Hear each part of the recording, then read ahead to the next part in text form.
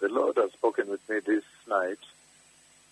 The Lord spoke with me this night, beloved people. I see there is a meeting I'm going to, and then the Lord glorifies his servant.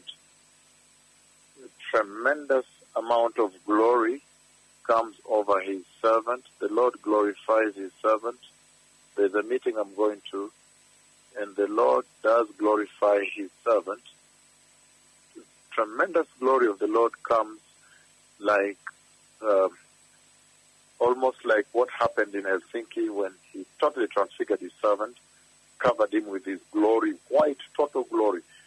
There is going to be big, radiant glory, and when the man of God moves, the glory beams, glows all over, and covers the entire place and room. So there is a meeting I'm going to. I do not know whether it is Sweden, because I'm headed to Sweden, the big conference in Europe in Sweden, or it is the subsequent meeting, the following meetings in Spain, maybe Australia. But there is a meeting I'm going to where the Lord will glorify his servant.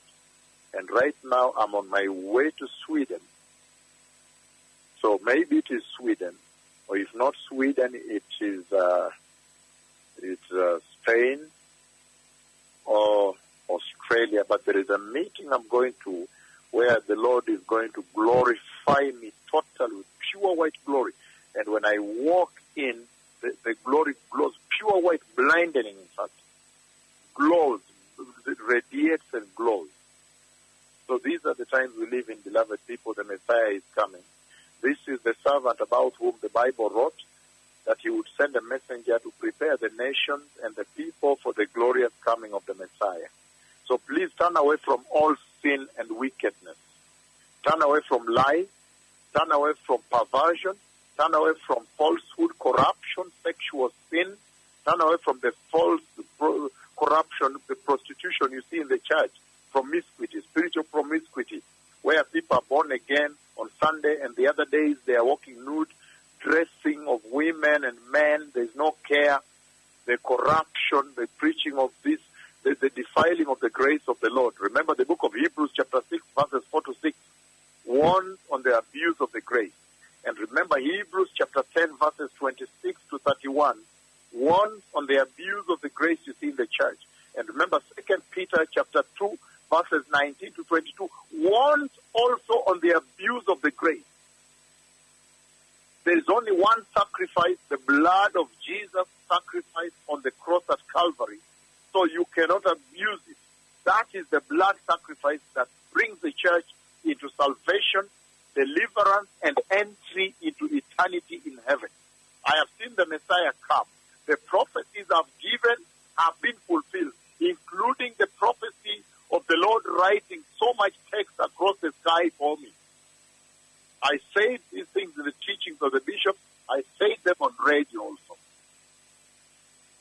These prophecies have been fulfilled. The Messiah is coming, and he's going to take a holy church, a righteous church, a church which is obedient and faithful, trustworthy, dependable, in the fear of God, in wisdom, integrity of heart, purity. These are beautiful things I'm talking to the church. Nobody says these things. Everybody's after gain. Money, and corruption in the church. But you have the privilege, you are being told about the virtues of heaven, virtues of eternity. How can you fail to enter as a nation, as a church, as a generation all over the world? The Messiah is coming, beloved people. Don't fool around with this voice. You will go to hell if you fool around.